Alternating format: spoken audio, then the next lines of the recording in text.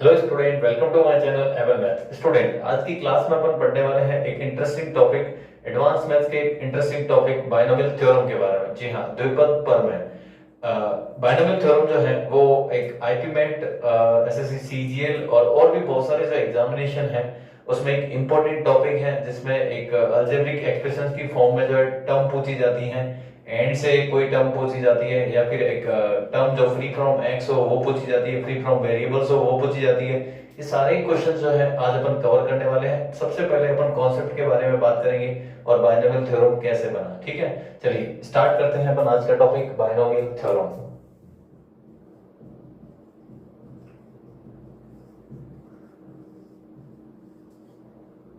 Binomial theorem जिसको अपन क्या कहते हैं, द्विपद प्रमेय कहते हैं। क्या कहते हैं? द्विपद प्रमेय कहते हैं। ठीक है, सबसे पहले अपन थोड़ा सा बाइनोमियल के बारे में जान लेते हैं। You know polynomial, what is polynomial? Poly means many, nomial means term, है ना। So binomial means two term, number of term two. देखो, सो सबसे पहले मैं बाइनोमियल की बात करता हूं। तो मैंने लिया a प्लस बी, ये क्या है? एक बाइनोमियल है ना। अगर नंबर ऑफ टर्म मतलब सिंगल है, नंबर ऑफ टर्म जो है वो वन ही है, तो ये क्या हो जाता है भाई? इसको मोनोमियल बोलते हैं। क्या बोलते हैं? मोनोमियल। और अगर ये x प्लस वाई है तो इसको क्या बोलेंगे? Binomial. x plus y plus z है तो क्या बोलेंगे? ट्राइनोमियल। इस तरीके से जो है वो क्वाड्रिनोमियल वगैरह आगे बढ़ता जाएगा, है ना। चलो, तो अपन को जो बात करनी है वो करनी है बाइनोमियल थ्योरम पे। बेसिकली बाइनोमियल थ्योरम क्या है? बाइनोमियल थ्योरम जो है, जो बाइनोमियल टर्म है अपने पास, बाइनोमियल टर्म, उनको अपन को क्या करना है? ऑपरेट करवाना है। ऑपरेट कैसे करवाना, देखो मैं आपको बताता हूं। अगर मैं a प्लस बी की पावर क्या लेता हूं? जीरो लेता हूं, तो मेरे को क्या मिलता है? वन मिलता है, क्योंकि किसी भी नंबर की पावर जीरो मतलब वन है। अब अगर मैं a प्लस बी की पावर क्या करता हूँ? वन लेता हूँ, तो मेरे को क्या मिलेगा? a प्लस बी ही मिलेगा, ध्यान रखना। ठीक है, a प्लस बी मिलेगा। अब अगर मैं a प्लस बी को a प्लस बी से मल्टीप्लाई करवा देता हूँ, मतलब मैंने क्या किया? पावर को क्या किया? स्क्वायर किया है। पावर जीरो थी, पावर वन, पावर टू, है ना। क्या आएगा मेरे पास? a square plus two a b plus b square आएगा, है ना। अब अगर मैं a प्लस बी का होल क्यूब करता हूं, मतलब a plus b, a plus b, a plus b, तो मेरे पास देखो क्या आएगा? a cube plus three a square b plus three a b square plus B cube आएगा। आएगा ना, इतना आपको पता है। ठीक है, अब अगर मैं यहाँ पे a प्लस बी की होल पावर फोर करता हूं, तो ये सब आपको करना पड़ेगा। इधर क्या आएगा? तो आप थोड़ा सा जो है अब तक जो मैंने किया उसको देख के आइडिया लगा सकते हैं कि क्या आएगा। ठीक है, तो यहां तक करने के बाद अपन जो है कुछ निष्कर्ष पे पहुंचते हैं, कुछ रिजल्ट पे पहुंचते हैं। क्या है देखो, है ना, ये तो कंटिन्यू रहेगा। कुछ रिजल्ट पे पहुंचते हैं। क्या? सबसे पहला चीज, नंबर ऑफ टर्म्स जो आती है अपने पास, देखो यहाँ पे जैसे स्क्वायर वाले में देखो आप, अगर आप स्क्वायर लेते हैं तो नंबर ऑफ टर्म्स कितनी है आपके पास? थ्री है। अगर आप क्यूब लेते हैं, number of terms one two three four है। दैट मीन्स यहां से एक क्लियर आ जाता है कि नंबर ऑफ टर्म्स जो है वो क्या है? जो अपनी डिग्री है प्लस वन है। क्लियर? नंबर ऑफ टर्म्स अपनी कितनी है? डिग्री है वन है। अगर अपनी डिग्री अपनी एन हुई तो नंबर ऑफ टर्म्स कितनी हो जाएगी भाई? एन प्लस वन हो जाएगी। ये ध्यान रखना, पहली चीज तो ये।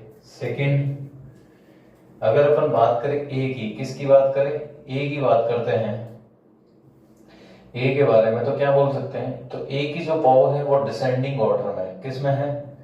डिसेंडिंग ऑर्डर में है। किस में है? डिसेंडिंग ऑर्डर में है। बात करें अगर बी की, सो बी जो है वो असेंडिंग ऑर्डर में है, किस में है, असेंडिंग ऑर्डर में है, ठीक है। इतना अगर आपको आइडिया है, ये तीन देखो अपन को यहां से रिजल्ट्स मिले हैं, तो देखो अपन इसको यूज करते हुए आगे कुछ बनाने जाते हैं। जैसे a प्लस बी की होल पावर अपने पास 4 है, सो मैं क्या लिखूंगा कि नंबर ऑफ टर्म्स मेरे पास कितनी होगी, 5 होगी, है ना। इतना तो मेरे को आइडिया लग गया पहले वाले से।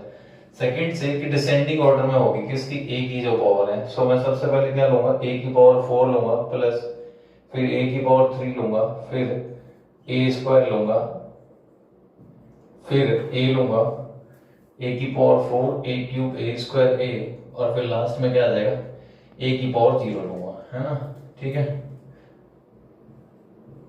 चलो फिर b की जो पावर है वो असेंडिंग ऑर्डर में है, तो असेंडिंग ऑर्डर में मतलब देखो यहाँ पे b की पावर 0 है, यहाँ b की पावर 1 है, यहाँ b स्क्वायर है, ठीक है, यहाँ b क्यूब है, और यहाँ पे क्या है, b की पावर क्या हो जाएगी, 4 हो जाएगी। तो अगर इसको अगर मैं सही लिखूं तो मेरे पास क्या बनेगा, a की power 4 plus a cube b plus a square b square plus a b cube plus b की पावर 4, है ना, ध्यान रखना इसको। तो स्टूडेंट एक चीज तो यहाँ पे जो है वो कंफर्म है कि आपने जो वेरिएबल्स पार्ट इनके जो होते हैं वो आपने जो है वो आइडेंटिफाई कर लिए, उसको निकाल दिए। बट एक प्रॉब्लम अपने पास अभी भी जो है वो रह जाती है, वो है इनकी कोफिशिएंट्स, कि आप इनकी कोफिशिएंट जो है वो कैसे लेके आएंगे, ठीक है। तो अपने पास सबसे बड़ा क्वेश्चन मार्क जो है वो एक रह जाता है, क्या, कि आप कोफिशिएंट जो है वो कैसे लेके आएंगे, कोफिशिएंट्स, ठीक है।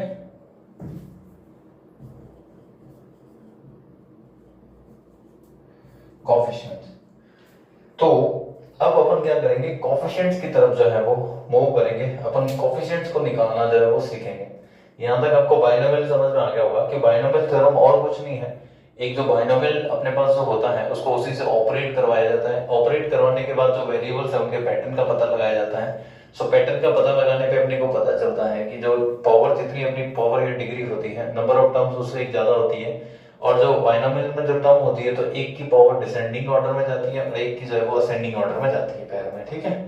यहाँ तक अपन पढ़ गए। अब सबसे इंपॉर्टेंट अपने लिए चीज हो जाती है वो क्या है, वो है इसके कोफिशिएंट। तो कोफिशिएंट का अपन थोड़ा सा आइडिया लगाते हैं। देखो सबसे पहले मेरे पास क्या था, 1 था, तो मैं यहाँ पे लेता हूँ 1, क्लियर, 1। उसके बाद क्या आया, 1 और 1 आया, मतलब 1 और क्या आया, 1 आया, कोफिशिएंट, है ना। उसके बाद कोफिशिएंट, कोफिशिएंट मतलब पता है ना, वेरिएबल के साथ जो है वो कोफिशिएंट, 1 2 और 1 आया। उसके बाद क्या आया, 1 2 और क्या आया, 1 आया। ध्यान से समझना, बड़ा इंटरेस्टिंग सा है। उसके बाद कोफिशिएंट क्या आया, देखो a क्यूब का 1 3 3 1 1 3 3 1। अगर आप इस पैटर्न को देखेंगे ध्यान से तो आपको जो है वो पता चलेगा क्या, कि इस पैटर्न में जो नंबर मिल रहे हैं अपने को, यहाँ देखो जो मिडिल में आपको नंबर मिल रहे हैं, जो मतलब जो इसके दो एंड है उसको छोड़ दो, रो के जो एंड होते हैं उनको छोड़ दो, इसके बीच में जो नंबर होता है वो इसके जस्ट अबव की जो रो है उनमें जो होता है उनके सम के बराबर होता है। इधर देखो ये जो 2 है वो इसके और इसके सम के बराबर, ये जो 3 है ये 1 और 2 के सम के बराबर, ये 3 जो है वो 2 और 1 के सम के बराबर। इस पैटर्न को अगर आप फॉलो करते हैं तो आपको इतना आइडिया जरूर लग जाता है कि अगर मैं यहाँ पे 1 लेता हूं तो यहाँ पे क्या आएगा, इन दोनों का सम आएगा 4, यहाँ क्या आएगा 6, यहाँ क्या आएगा 4, और लास्ट में अपना क्या आना है, 1 आना है ना। मैं यहाँ पे लिख देता हूँ एक बार के लिए, समझ गए आप लोग क्या किया अपन ने। अपन देखेंगे तो अपन को जो है वो इस तरीके से यहाँ पैटर्न मिलता है। सो यहाँ पे कोफिशिएंट निकालने का भी अपने को एक तरीका मिल गया है, क्या, कि नेक्स्ट जो a प्लस बी की होल पावर 4 आएगी इसमें 1 4 6 4 1 आएगा, मतलब 1 4 6 4 1 आएगा।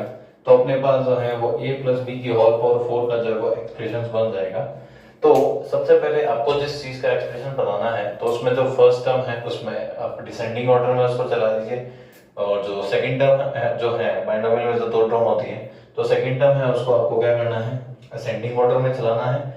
अब बचता है आपके पास कोफिशिएंट, तो कोफिशिएंट आपको क्या करना है, एक तरीका आपके पास ये है कि आप कुछ इस तरीके से उसको है ले सकते हैं, बट इसमें एक प्रॉब्लम है क्या, कि मान लो आपको a प्लस बी की होल पावर 10 पूछ लिया हो, क्या पूछ लिया हो, a प्लस बी की होल पावर 10 पूछ लिया हो। सो वो 10 आप लेके आओगे, उससे पहले जरूरी है कि आपके पास जो है ये 9 रो आपके पास होनी चाहिए, है ना।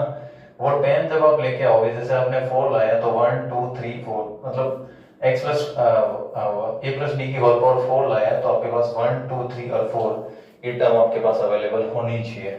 अगर आप 5 लेके आओगे तो 4 की टर्म आपके पास अवेलेबल होनी चाहिए। सो अगर आप 10 के लिए जाते हो तो उसके कोफिशिएंट निकालने के लिए आपके पास a प्लस बी की होल पावर 9 तक के जो कोफिशिएंट्स हैं वो होने चाहिए, तो भी आप जो है वो 9 निकाल पाएंगे, अदरवाइज सॉरी आप 10 निकाल पाएंगे, अदरवाइज आप इसके कोफिशिएंट जो है वो फाइंड नहीं कर पाएंगे। सो मैं ये कहना चाहता था, अगर इसके कोफिशिएंट को ऊपर ध्यान से देखें तो अपने को कोफिशिएंट में भी जो है वो एक पैटर्न नजर आता है। ठीक है, सबसे पहले तो इसकी बात करते हैं। इसको जो है वो क्या बोलते हैं, पास्कल ट्रायंगल बोलते हैं। क्या बोलते हैं, पास्कल ट्रायंगल, पास्कल्स ट्रायंगल बोलते हैं, है ना। एक चीज ये ध्यान रखना, इसी पास्कल ट्रायंगल में जो है वो फिबोनाची सीक्वेंस बनता है बेटा। क्या बनता है, फिबोनाची सीक्वेंस बनता है। अगर आप ध्यान से देखेंगे, यू नो फिबोनाची सीक्वेंस, जिसमें लास्ट टू टर्म का सम करते हैं तो नेक्स्ट एक टर्म आ जाती है। ठीक है, अभी के लिए आप इतना समझ लीजिए पास्कल ट्रायंगल, नहीं तो मैं अगर इसको ऐसे क्रॉस बनाऊंगा तो फिबोनाची सीक्वेंस बन जाएगा, जो कि अभी आपको नहीं समझना है। अभी आप जो है वो यहाँ पे आ जाइए, अपने वाले चैप्टर पे बन रहे थे। ठीक है, तो अब मैं क्या करता हूँ, कोफिशिएंट्स मेन अपने जो पार्ट रह गया वो है कोफिशिएंट। अब अपन कोफिशिएंट के बारे में बात करते हैं।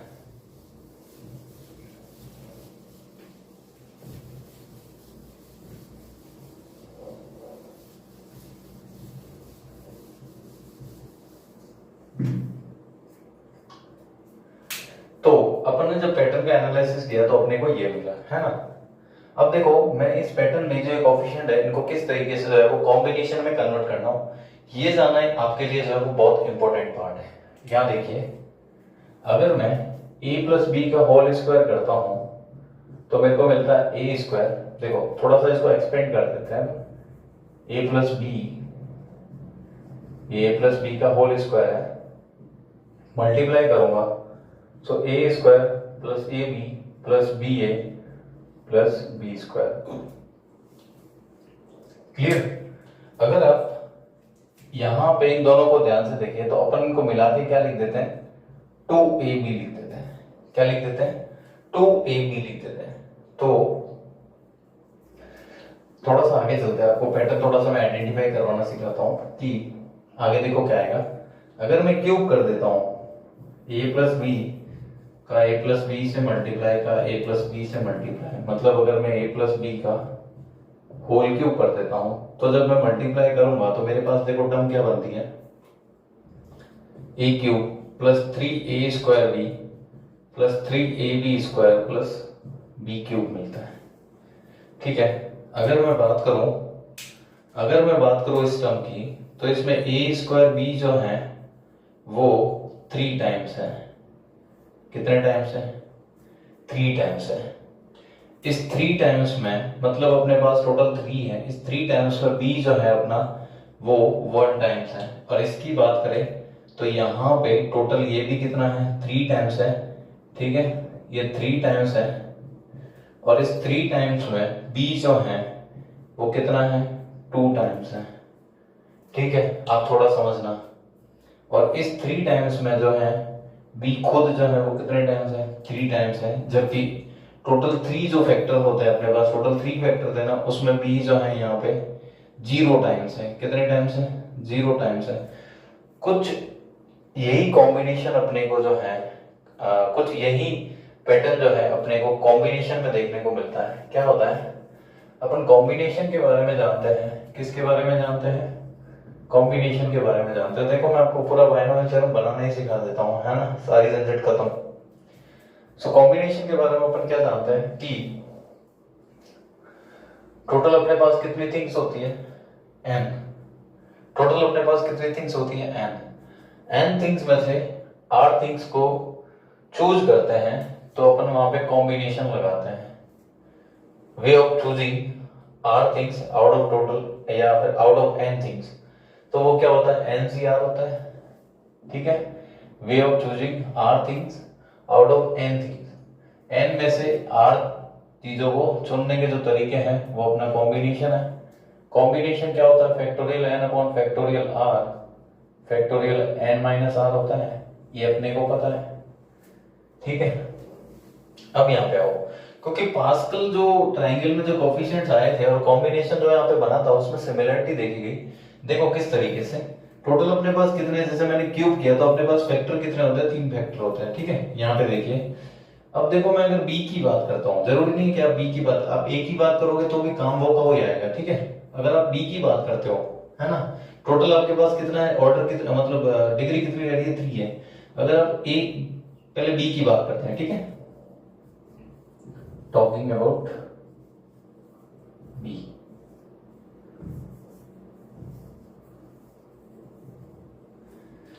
b के बारे में बात करते हैं तो यहाँ पे 3 फैक्टर में से b जो है वो एक भी नहीं है, मतलब 3 में से, मतलब आउट ऑफ 3 में से आपको क्या चूज करना है, 0 चूज करना है, ठीक है। तो मैं यहाँ पे क्या लिख सकता हूं, मैं यहाँ पे लिख सकता हूं 3C0, क्लियर। यहाँ पे मैं अगर बात करूं तो टोटल 3 है, 3 में से b कितना है, एक ही है, तो 3 में से मेरे को एक b को चूज करना है। सो मैं क्या लिखूंगा, 3C1। यहाँ पे देखो b स्क्वायर है तो मैं क्या लिखूंगा, 3C2, और यहाँ पे b क्यूब है तो क्या लिखूंगा, 3C3, क्लियर है। जरूरी नहीं है कि आप जो है वो b के बारे में ही बात करें, जरूरी नहीं है आप जो है वो b के बारे में बात करें, आप a के बारे में क्या कह सकते हैं, ये भी सेम देखो पैटर्न को फॉलो करेगा। कैसे, अगर अपन a के बारे में बात करते हैं तो देखो यहां से बात करते हैं, तो अगर a के बारे में बात करते हैं तो यहाँ पे a क्या है, 3C0, क्लियर, 3C0। एंड अगर आप इसके बारे में बात करते हैं तो 3C1 आएगा फिर अपने पास यहाँ पे। एंड अगर आप इसके बारे में बात करते हैं तो क्या आएगा, 3C2 आएगा, और यहाँ पे बात करते हैं तो क्या आएगा, 3C3 आएगा अपने पास, ठीक है। तो अगर अपन असेंडिंग और डिसेंडिंग ऑर्डर की बात करते हैं तो अपने को पता चलता है कि जैसे a क्यूब है, अगर मैं b की बात करूं तो b अपने पास यहाँ पे नहीं है, 0 है। सो 3 थिंग्स, मेरे पास टोटल 3 फैक्टर्स है, उसमें से मेरे को b को चूज करना है यहाँ पे, 3 में से अगर मेरे को b को चूज करना है यहाँ पे, और जो कि 0 मतलब एक बार भी नहीं है, तो मैं 3C0 करूंगा यहाँ पे। सिमिलरली यहाँ की अगर मैं बात करूं तो देखो मेरे पास कितने टोटल 3 हैं, 3 में से b एक बार है, अगर मेरे को चूज करना है, लेना है, तो मैं क्या करूंगा, 3C1 करूंगा। यहाँ पे अगर करने जाऊंगा तो 3C2 करूंगा, और यहाँ पे करने जाऊंगा तो क्या करूंगा, 3C3 करूंगा। अगर मैं उल्टा कर देता हूँ तो आप उसको जो है वो इस तरीके से चला सकते हैं, b क्यूब इधर से चला सकते हैं, ये पूरी लाइन जो है वो आप रिवर्स में लिख सकते हैं उधर से, ठीक है। सो यहाँ से इतना क्लियर हो जाता है स्टूडेंट कि अपन पास्कल ट्रायंगल के जो कोफिशिएंट्स होते हैं, मतलब जो अपने बाइनोमियल एक्सप्रेशंस में जो कोफिशिएंट आते हैं जो भी पास्कल ट्रायंगल वाले होते हैं, जिसको पास्कल ट्रायंगल कहते हैं, उन कोफिशिएंट्स को जो है अपन रिप्लेस कर सकते हैं, किससे, कॉम्बिनेशन से रिप्लेस कर सकते हैं। देखिए किस तरीके से, मैं आपको समझाता हूं। मतलब अगर ये जैसे ये था मेरे पास a प्लस बी की होल पावर 4 था, तो इसमें सबसे पहला जो कोफिशिएंट आएगा मेरा वो क्या आएगा, 4C0 आएगा, क्योंकि टोटल मेरे पास कितने फैक्टर होंगे, 4, उसमें से मैं 0 को चूज करूंगा।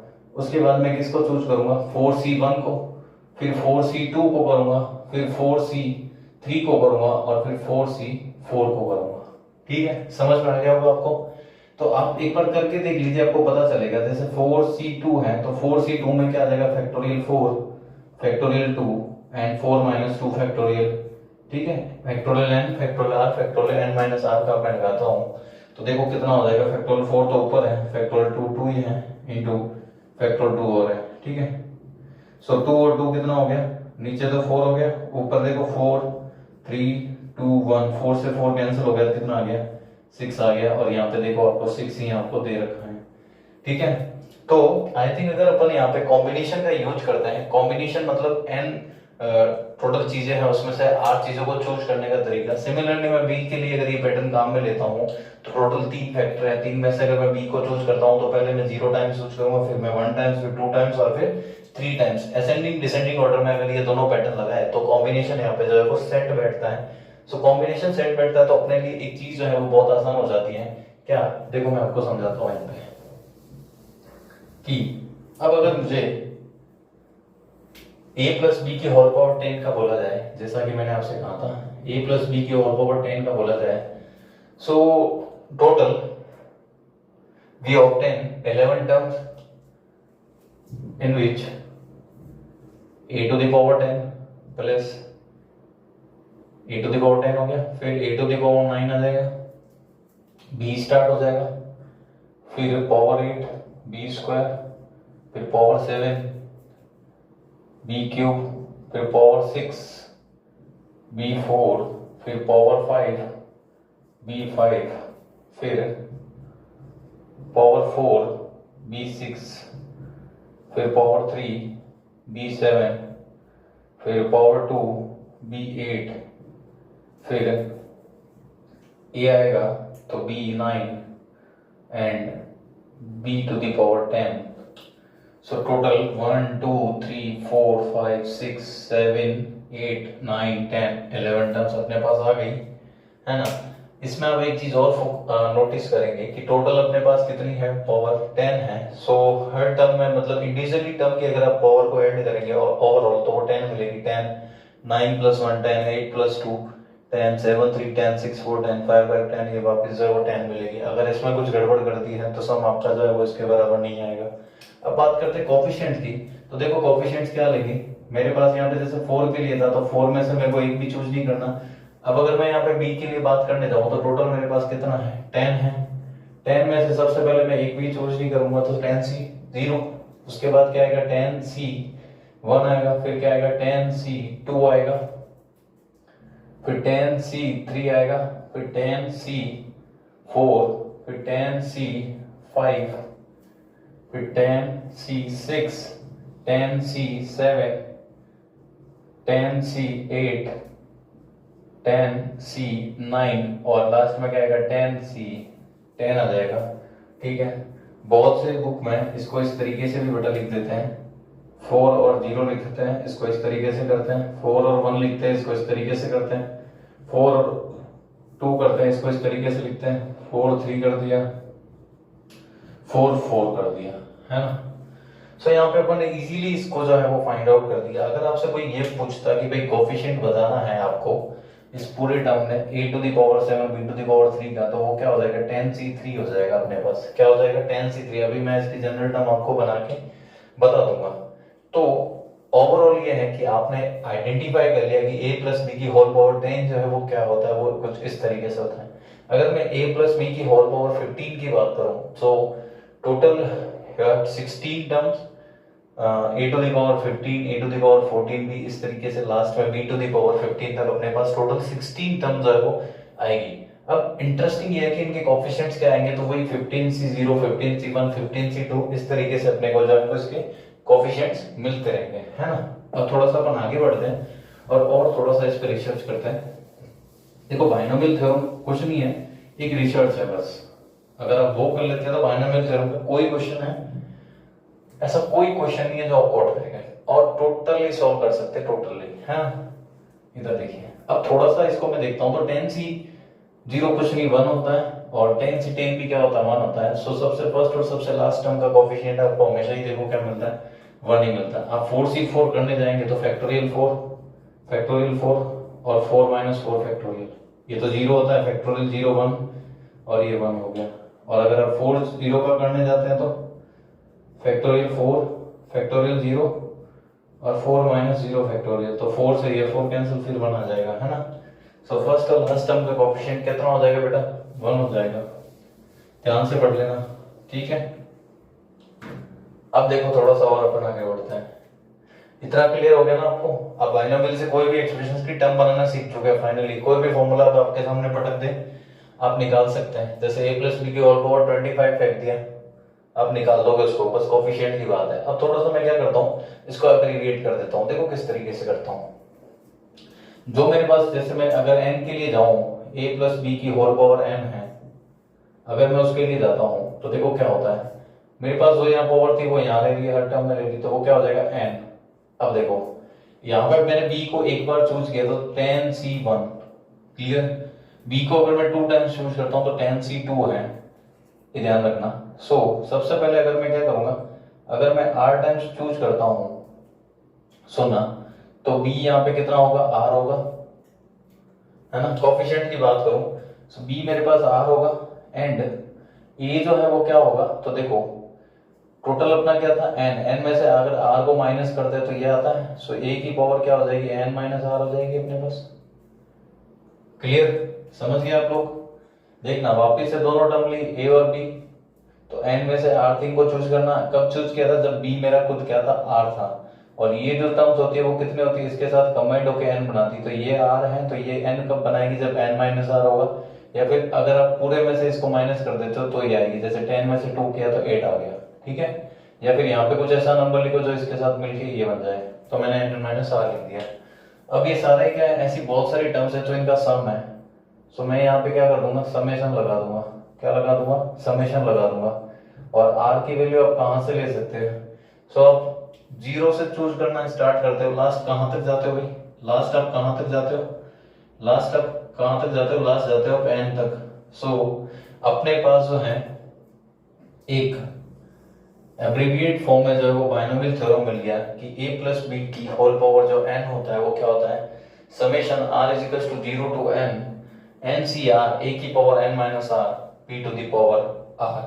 इसको आपको जो है वो याद रखना है, किसी भी हालत में बोलना नहीं है। रात को 2 बजे जगह के आपसे पूछ लिया जाए ना कि बेटा ये कितने का नोट है, 100 रुपए का है, आप बताते हो ना, वैसे इसको याद रखना है, ठीक है। क्लियर, ये मेन अपन जो है वो इसके लिए अपन बात कर रहे थे। अब देखो थोड़ा सा और आगे बढ़ते हैं, कुछ इंटरेस्टिंग जो है वो चीजें जान लेते हैं। अब ये तो मेरे पास टोटल सम आ गया। अब अगर मैं बात करूं तो आप थोड़ा सा यहाँ पे फोकस करना, ये फर्स्ट टर्म है, ये सेकंड टर्म है, ये थर्ड टर्म है। एक चीज आपने नोटिस करी होगी यहाँ पे कि जब टर्म सेकंड है तो tan c1 होता है और b की पावर भी क्या होती है, 1 होती है, ठीक है। जब टर्म थर्ड होती है तो यहाँ पे b स्क्वायर होता है, ये भी 2 होता है। जब टर्म 4 होती है तो यहाँ पे क्या होता है, 3 होता है। मतलब अगर मैं ये लिखूं ncr a की पावर n माइनस r और b की पावर r, तो ये जो है वो कौन सी टर्म होगी, तो देखो यहाँ पे 2 है तो एक ज्यादा वाली टर्म होती है, 1 है तो एक ज्यादा वाली टर्म होती है। जैसे यहाँ पे 3 है तो ये टर्म कौन सी होगी, फोर्थ वाली होगी, ठीक है। ये 3 है, जैसे ये r है तो ये टर्म कौन सी होगी, r प्लस 1 होगी। इसको जो है वो t r प्लस 1 से जो है वो क्या किया जाता है, रिप्रेजेंट किया जाता है। ये फॉर्मूला जो है वो r टर्म का नहीं होता है, r प्लस 1 टर्म का होता है। किसका होता है बेटा, r प्लस 1 टर्म का फॉर्मूला होता है। इसमें जो भी टर्म निकालनी होती है उससे कम ही रखा जाता है, क्योंकि एक ऑलरेडी फॉर्मूले ने बना दिया है ना। देख लो, आप खुद देख सकते हो यहाँ पे, ये फर्स्ट टर्म है, सेकंड टर्म है, b1 है पर टर्म सेकंड है, ठीक है। b स्क्वायर है पर टर्म कौन सी, थर्ड है, एक ज्यादा है। ये 3 है तो ये 4 है, ये 4 है तो ये टर्म 5 है ना, ठीक है। तो ये r है तो ये टर्म कौन सी हुई, r प्लस 1 वाली हुई। समझ में आ गया, इतना अगर आपको समझ में आ गया है तो ये बाइनोमियल थ्योरम जो है वो आपका कंप्लीट है यहाँ पे। इसके बाद बचते हैं सिर्फ और सिर्फ क्वेश्चन, जो कि इन सब कॉन्सेप्ट से ही आपको जो है वो आएंगे, है ना। अब क्वेश्चन किस तरीके से आएंगे, तो 2-4 क्वेश्चन लेके मैं आपको स्ट्रक्चर समझा देता हूँ कि बेटा ऐसे क्वेश्चन में जो है वो ये करना, ऐसे क्वेश्चन में जो है वो ये करना। अब इनमें जो क्वेश्चंस आते हैं उसमें आपको एक तो जो है वो क्या पूछी जाता है, क्या पूछा जाता है, देखो एक तो आपको टर्म पूछी जाएगी, पर्टिकुलर टर्म पूछा जाएगा। क्या पूछा जाएगा, पर्टिकुलर टर्म पूछा जाएगा। सेकंड आपको जो है वो कोफिशिएंट पूछा जाएगा, कोफिशिएंट्स पूछे जाएंगे। थर्ड इसमें जो है वो टर्म पूछी जाएगी, एक टर्म पूछी जाएगी जो क्या होगी, फ्री फ्रॉम वेरिएबल्स होगी। मैं आपको बताऊंगा अभी, है ना। इन क्वेश्चंस में क्या होगा, पर्टिकुलर टर्म पूछी जा सकती है आपसे, कोफिशिएंट पूछा जा सकता है किसी भी टर्म का, एंड टर्म जो फ्री फ्रॉम वेरिएबल हो वो पूछी जा सकती है इसमें, ठीक है। इसके अलावा इसमें कुछ भी नहीं आता, ये आपका बायनोमियल थ्योरम है। अब देखो अपन क्वेश्चन की तरफ बढ़ते हैं और थोड़ा आइडिया लगाते हैं। ये दोनों मैं फॉर्मूले जो है वो रफ नहीं करूंगा अभी, ताकि आप जो है वो आराम से कर सके इसको देखते हुए।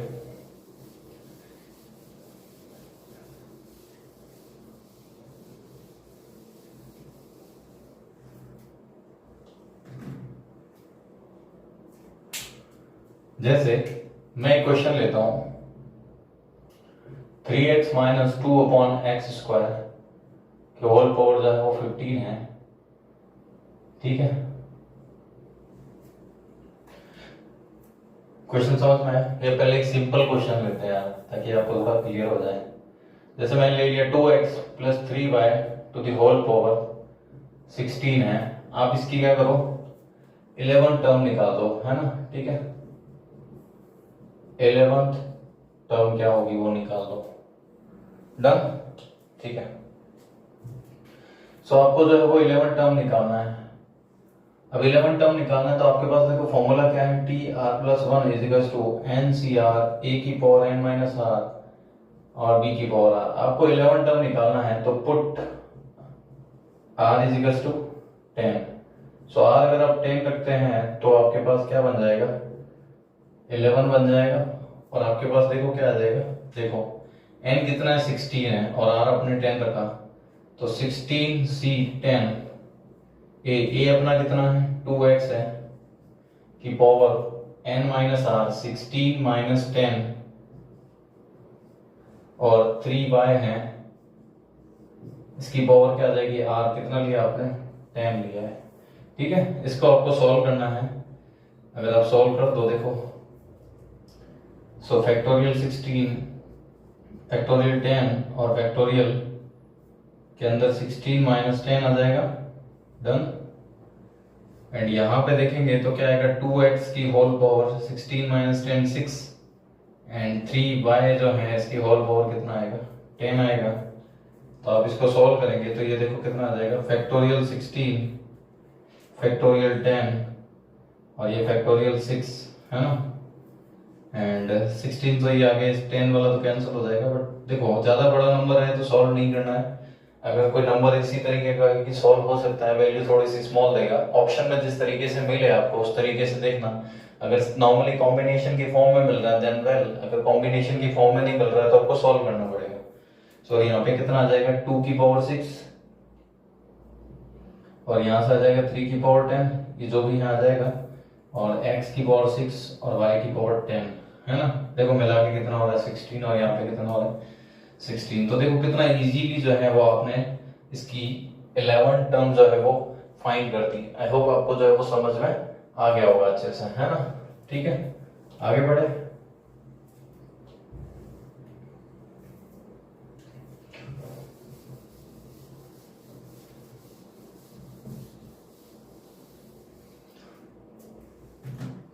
अब एक क्वेश्चन लेते हैं, 3x माइनस 2/x² की होल पावर 15 है। इसमें आपको टर्म निकालनी है free from x, free from x, which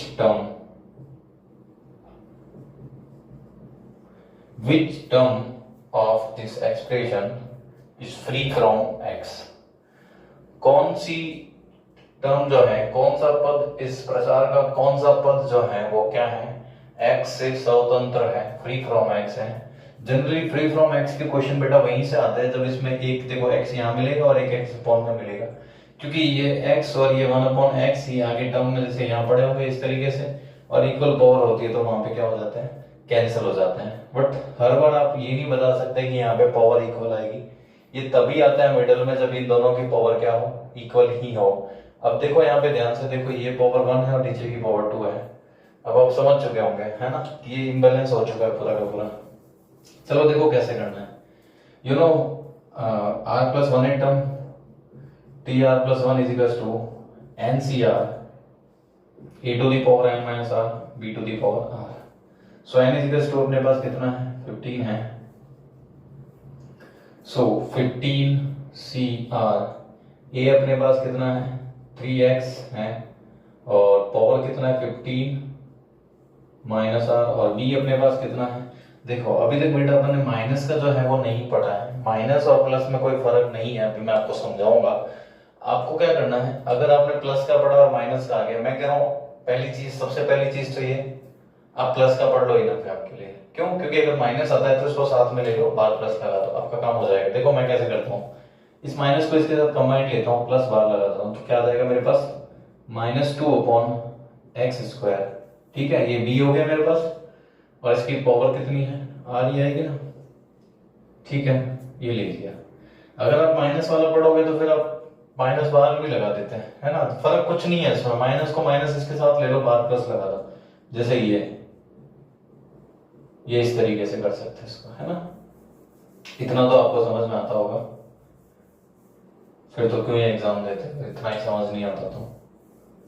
चलो आगे बढ़ते हैं।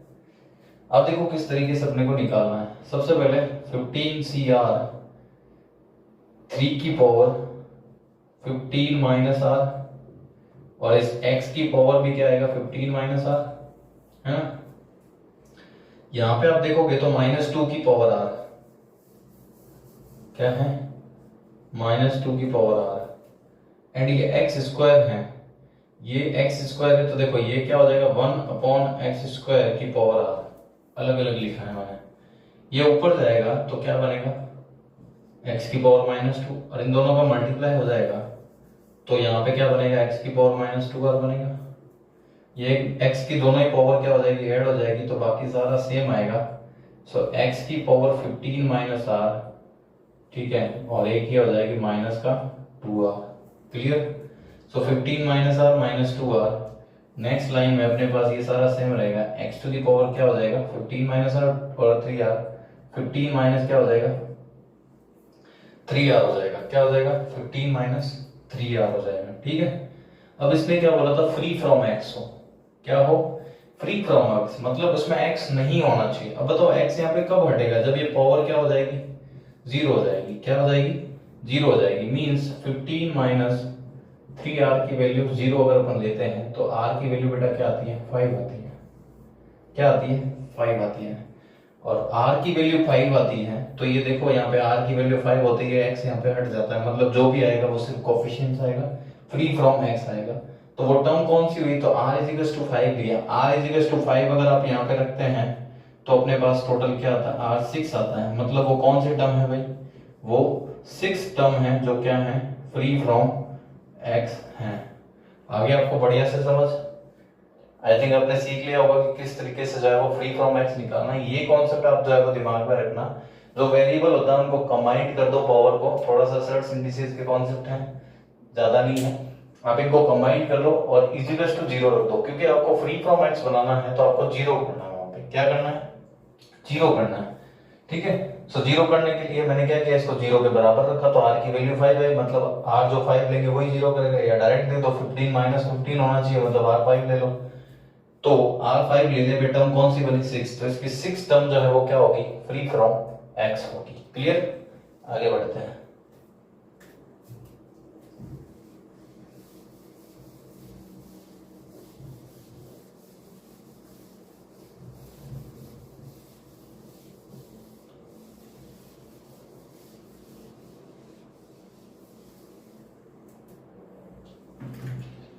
अब जैसे देखो एक क्वेश्चन है,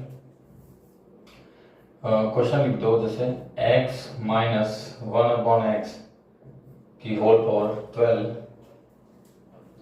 इसका क्वेश्चन है find the fifth term from the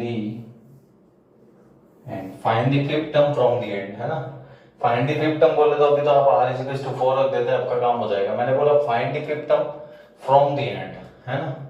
so देखो एक तरीका तो यह है कि टोटल अपने पास n कितना है, n अपना 12 है, तो नंबर ऑफ टर्म्स कितनी आएगी भाई, नंबर ऑफ टर्म्स कितनी आएगी 13 आएगी।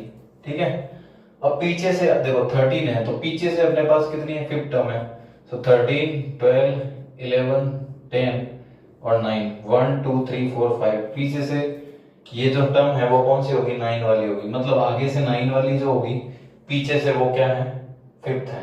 मतलब आपको ये निकालना है फ्रॉम द एंड, तो आप क्या करें, आगे से 9 निकाल लें। एक तरीका तो ये है, क्लियर। R9 मतलब 9 निकालना है, मतलब R की वैल्यू आपको कितनी रखनी है, 8 रखनी पड़ेगी ना इस फॉर्मूले में। तो ये R+1 is to NCR A की power n minus R B की पावर R, ठीक है, समझ गए ना। एक तरीका तो ये है। सेकंड देखो, R अपने पास 8 रखोगे तो 9 आएगा, है ना, 9 आएगा। सेकंड तरीका अपने पास क्या है कि टोटल टर्म्स कितनी होती है, एक मैं आपको कॉमन ही बता देता हूं कि टोटल टर्म्स जो है वो कितनी होती है, टोटल टर्म्स होती है अपने पास n+1। कितनी होती है, n+1। n+1 में से आप क्या कर दो, पीछे से r टर्म, देखो टोटल कितनी होती है, ये n+1 है, पीछे से r, तो आप -r कर दो। तो जैसे ही आप n+1 में से -r किया तो जो टर्म थी वो हट गई है, तो आप क्या कर दो, प्लस का 1 कर दो।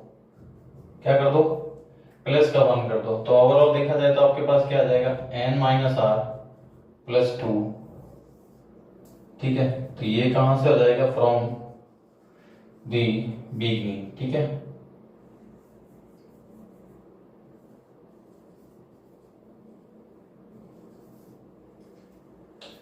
ठीक है, तो अगर आपसे ये पूछा जाए तो अब देखो आपको क्या पूछा था, find the fifth term from the, तो फिफ्थ आपको लेना था ना, तो यहाँ पे आप क्या रखोगे, फिफ्थ है, n कितना अपना 12 है, तो 12 माइनस फिफ्थ प्लस 2, 12 में से 5 गया 7, 7 और 2 मिला के कितना हो गया 9। तो यहाँ पे भी मैंने किसकी बात करी थी, 9 की बात करी थी।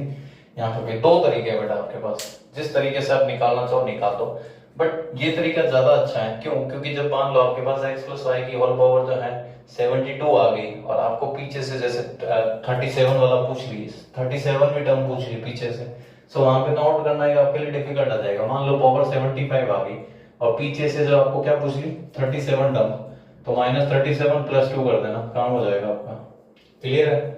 तो यहाँ से आपके पास जो टर्म आएगी वो स्टार्टिंग से ही आपको निकालनी पड़ेगी, तो वो आप इजीली निकाल सकते हो।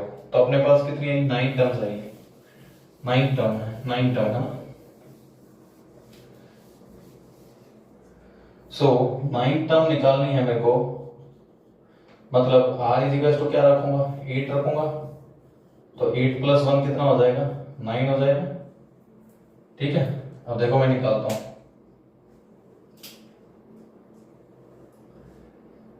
T9, सो n कितना है 12, c r मैंने 8 लिया है, फिर x टू दी पावर कितना आएगा, देखो NCR x की power n minus r, 12 minus 8, और इसको -7 में ले लो, -1/x n माइनस r की और ये r, समझ गए। अब आपको इसको जो है वो सॉल्व करना है, तो देखो कितना आएगा, factorial 12 factorial 8, 12 minus 8 factorial, and x to the power 4, और ये कितना आ जाएगा, माइनस की पावर जो है वो इवन है, हट जाएगी, सो 1/x टू दी पावर 8 हो जाएगा। सो ये कैंसिल हो गया, तो x टू दी पावर 4 बच गया, और 12 × 11 × 10 × 9, पीछे कितना आएगा भाई, 12 11 10 9, फैक्टोरियल 8 और यहाँ पे फैक्टोरियल 4, फैक्टोरियल 8 से फैक्टोरियल 8 कैंसिल हो गया, एंड फैक्टोरियल 4 कितना होता है, इसको मैं लिख देता हूँ 4 3 2, तो अगर आप कैंसिल करोगे तो देखो क्या हो जाएगा, 4 3 12 से 12 कैंसिल हो गया, एंड 2 से अगर आप कैंसिल करोगे तो ये कितना आ जाएगा, 5 टाइम्स हो जाएगा, ठीक है, 5 टाइम्स हो जाएगा। या फिर पूरा ही देख लो, 11 9 99 99 का 10 से कर रहे थे, सो 990 हो रहा था, 990 का आधा कर दो तो कितना हो जाएगा, 990 का आधा 9 का हो जाएगा 450, और 45 इधर 495 हो जाएगा, ठीक है। सो आपके पास आ जाएगा 495, तो एक कोएफिशिएंट आ गया, और अपॉन में क्या बच गया, x टू दी पावर 4 बच गया, समझ में आ गया। तो ये आपकी कौन सी टर्म थी भाई, ये आपकी टर्म थी 9वीं टर्म थी इसमें, जो आपने इजीली जो है निकाल दी। ओवरऑल ये है कि अगर आपने बाइनोमियल थ्योरम समझ लिया ना तो उसके बाद कुछ नहीं बचा है। उसके बाद ये क्वेश्चन है जो आपका जो है वो एंटरटेन करेंगे आपको थोड़ा सा, अगर आपको अच्छे से समझ में आया हो। नहीं तो मुझे नहीं लगता कि फिर आपको ये एंटरटेन करेंगे, आपके लिए दुख का कारण बन जाएंगे, तो वो बनाना नहीं है फिलहाल तो अपने को, है ना। तो एक अपन और देख लेते हैं, यही सेम क्वेश्चन ले लेते हैं और इसमें अपन क्या कर देते हैं, कोफिशिएंट निकाल देते हैं। क्या निकाल देते हैं? कोफिशिएंट निकाल देते हैं, ठीक है। सो इसमें अपने को निकालना, मान लो फाइंड द कोफिशिएंट